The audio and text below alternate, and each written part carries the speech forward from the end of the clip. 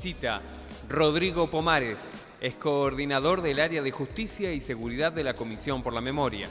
Nos vienen a hablar sobre el aumento de la violencia institucional, la situación carcelaria y la desaparición forzada de Santiago Maldonado. Ahí está Rodrigo con nosotros, gracias por venir.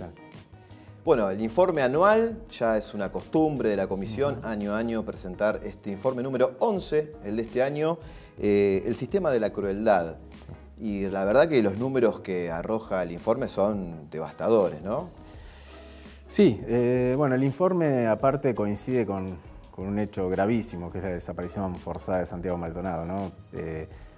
Y de alguna manera, lamentablemente, los resabios de la dictadura que nosotros venimos denunciando, ¿no? Pero también las continuidades de la democracia y las deudas de la democracia, creemos que son las condiciones de posibilidad para que hoy esta democracia que se debilita con una desaparición forzada de personas no dé respuestas de muchos lados, ¿no? Primero, una convalidación desde el mismo Poder Ejecutivo a nivel nacional, de un accionar que desde el primer momento fue claro respecto de la Gendarmería, en la desaparición forzada. Entonces las dudas iniciales, la falta de respuesta estatal, el no reconocimiento de que se trataba de una desaparición forzada, es lo que de alguna manera marca dos cosas. Por un lado, la falta de compromiso estatal con la búsqueda, y que es uno de los puntos para que se, digamos, consolide, se dé una desaparición forzada de personas.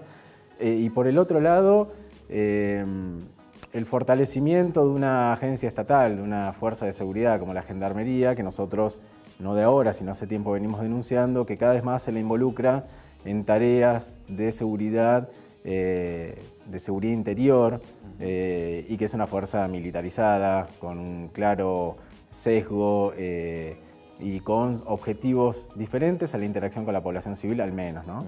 Este uso de la Gendarmería, bueno, tiene hoy una evidencia muy clara, que es esta desaparición forzada de personas. Claro. En la provincia de Buenos Aires, bueno, ustedes vienen denunciando, ¿no?, la situación de encierro en cárceles, en comisarías.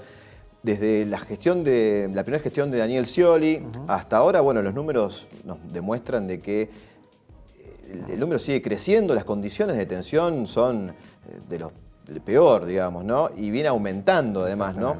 En la gestión de Scioli, cuando se fue, había más o menos más de 30.000 detenidos, ahora hay 41.000. Es un número que va creciendo. Esto tiene que ver con la marginación y cómo también desde los centros de poder se observa a los marginales de la sociedad, digamos, las clases subalternas, ¿no? Esto, ¿cómo se puede hacer para revertir esta situación? Es la gran pregunta, ¿no? Bueno, por un lado insistimos en que hay continuidades y hay diferenciaciones de cada gestión vinculada al tema carcelario. Las continuidades son estas, principalmente una política criminal basada en la demagogia punitiva, es decir, las propuestas orientadas a más penas, más presencia policial en las calles, más detenciones, más intervenciones estatales que lo que hacen es involucrar al sistema penal la mayoría de los conflictos vinculados con el delito, que tiene una raíz que no debe dejar de verse, que es la proliferación de mercados ilegales o ilegalizados en los cuales el Estado tiene una gran responsabilidad, que es la gestión cotidiana de esos mercados. Es decir, nosotros lo venimos diciendo e insistimos en que la estructura policial, política y judicial tiene una gestión o una regulación de los mercados ilegales, y de alguna manera ese es el aval estatal para que eso funcione. Entonces, todas las medidas que luego vienen son medidas claramente demagógicas que no se orientan a ir a las raíces de la problemática delictiva, sino de alguna manera dar una respuesta social que es efectista. Es decir, que dice que involucrando más personas en el sistema penal, es decir, el Poder Judicial, la policía y la cárcel, como derivación final, se va a resolver el problema delictivo, y esto está demostrado que no solo no ha sido así, sino que ha traído otro problema, que es el que vemos hoy. Un incremento sostenido de la cantidad de personas privadas de libertad, la mayoría de ellas con prisión preventiva, es decir, inocentes hasta que se llega a la instancia de juicio. La mayoría no llega a instancias de juicio, se queda en la mitad por un invento que es el juicio abreviado, que es un mecanismo completamente extorsivo por el que los detenidos que están más de un año terminan aceptando de alguna manera una pena. Y digamos, ese sistema que así funciona termina con un colapso del sistema carcelario en general.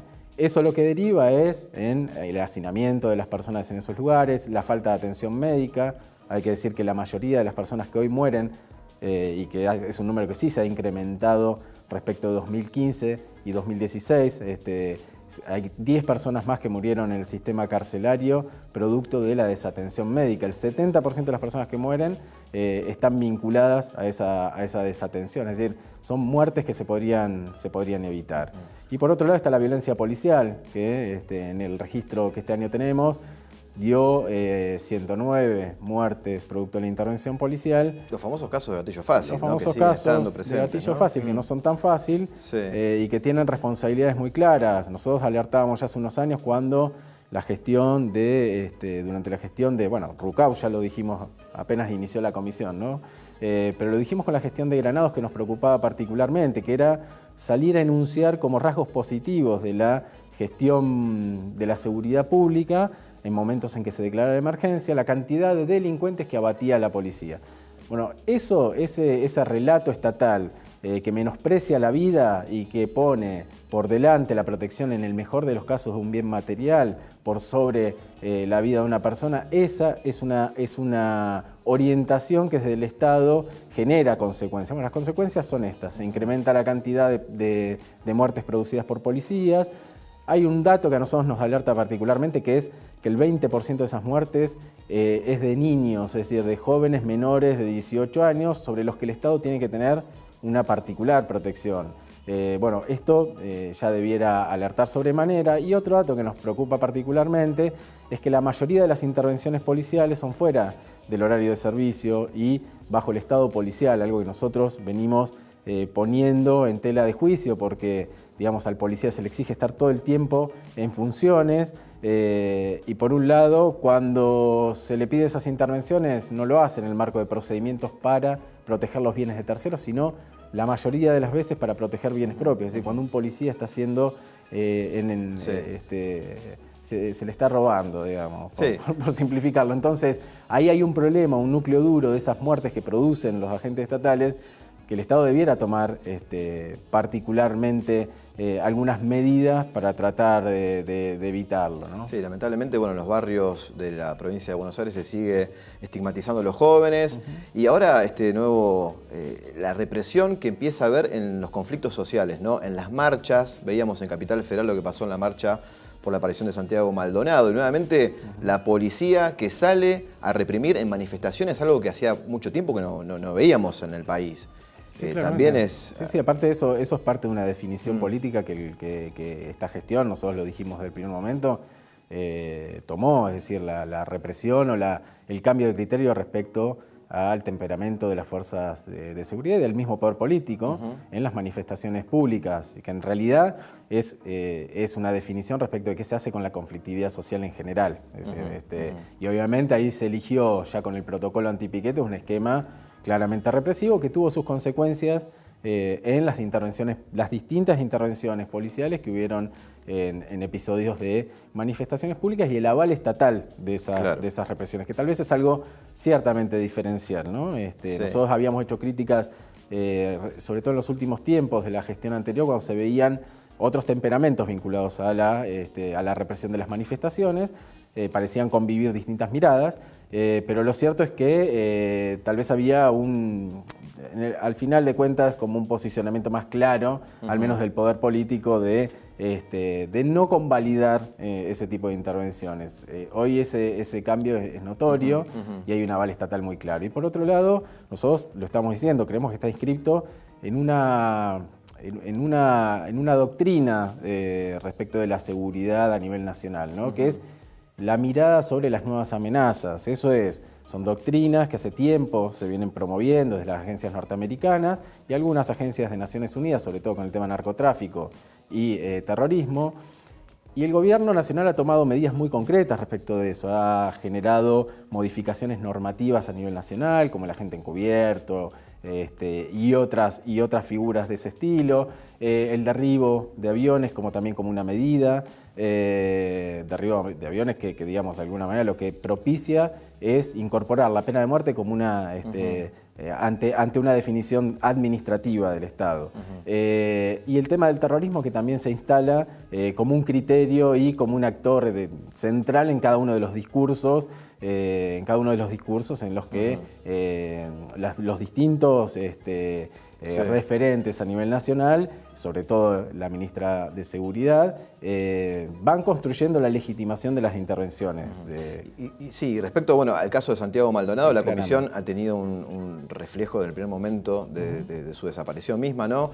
Adolfo Pérez Esquivel, presidente de la comisión, estuvo ahí presente en la primera línea. Y bueno, realmente preocupa porque es nuevamente instalar este discurso y nuevamente un desaparecido en democracia. Exactamente. Y un desaparecido que está vinculado a esto, claramente a un antecedente en el que se construyó un enemigo, que es una parte del pueblo mapuche que está representado en la detención de Facundo Jones Wala, que es una detención completamente arbitraria, que es una detención que tiene un claro sentido estigmatizante, que es una detención que está atravesada por las dificultades del gobierno para resolver un conflicto allí presente, que está atravesada por un problema que es la tierra y a quién pertenece la tierra, con un magnate como Benetton teniendo allí grandes extensiones y un pueblo preexistente que está reclamando hace tiempo eso. Bueno, ese grupo ha sido llevado con discursos y con acciones a su identificación como un grupo terrorista. Bueno, y de eso estamos hablando. Esa es la legitimación previa que construyó el Estado Nacional. Recordarán el encuentro entre Mauricio Macri y Bachelet, digamos, también por las potenciales implicancias que tenía el caso hacia un lado y otro de la frontera. Bueno, las derivaciones de ese tipo de construcciones y ese tipo de políticas es la desaparición de Santiago, una desaparición en la que el Estado es claramente responsable. La comisión se presentó como querellante, presentamos un habeas corpus al otro día de la desaparición, y en función de lo que ya hay en la causa, y lo dijimos desde el primer momento, está claro que lo que hay es una desaparición forzada, hay elementos de sobra, habían testimonios del primer momento y esos testimonios no fueron tomados en cuenta desde el punto de vista de la investigación judicial, no se tomaron medidas efectivas en los primeros momentos de la investigación y eso hoy está teniendo repercusiones concretas. Bueno, Rodrigo, muchísimas gracias por tu participación en el programa. Son cosas que dan para hablar y mucho, realmente, y muy preocupantes. Sí, te agrego solamente una cosita que me parece interesante. Digamos, hoy las comisarías de la provincia de Buenos Aires, también tenemos que decirlo, están saturadas de personas. Tuvimos un caso muy grave este año, que fue la muerte de 7 personas en Pergamino, en la masacre de Pergamino, una comisaría que se incendió y producto de la falta de atención por parte de los policías que allí estaban y también por las deficiencias, había colchones incendiables y faltaban elementos para combatir el incendio, murieron 7 personas. De eso estamos hablando cuando hablamos de los riesgos que genera este colapso del sistema penal, ¿no? Bueno, Rodrigo, muchísimas gracias por estar acá. Ahí estaba entonces.